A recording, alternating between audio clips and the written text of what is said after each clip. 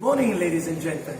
Today we are in Florence for another workshop, actually one of the first of this new academic year.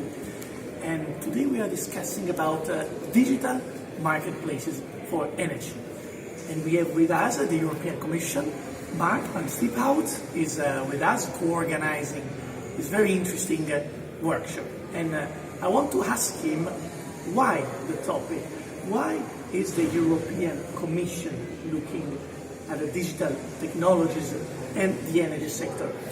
Do you think that we need to change something, that we need to amend the system in order to achieve the potentialities the digital technologies envisage?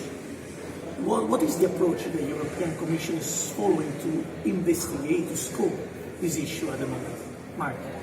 Yes, thank you, Nicolò. Very good question.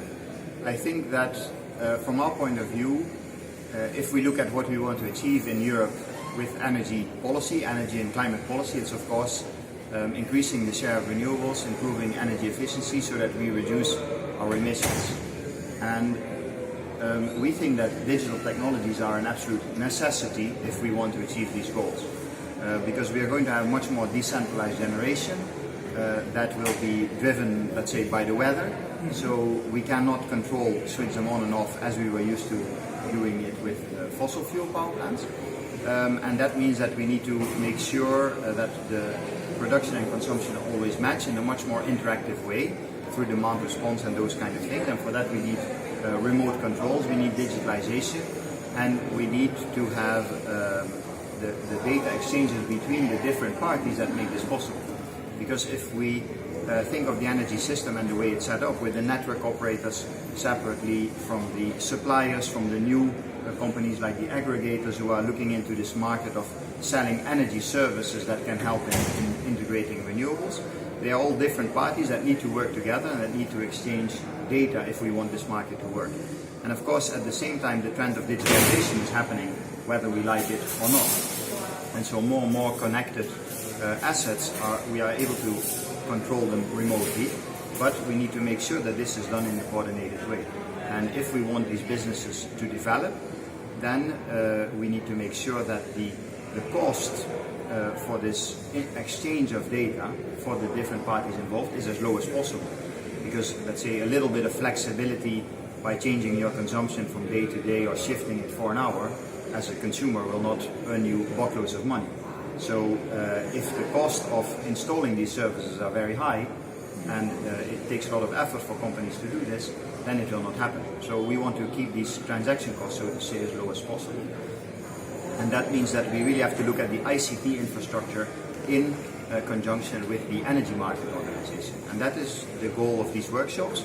We look at the two things at the same time and see what are all these new technologies that are coming up, like blockchain, like IoT, big data, artificial intelligence, and how can we take all these new ideas and these small companies and startups that test and trial different solutions in different places and allow them to grow.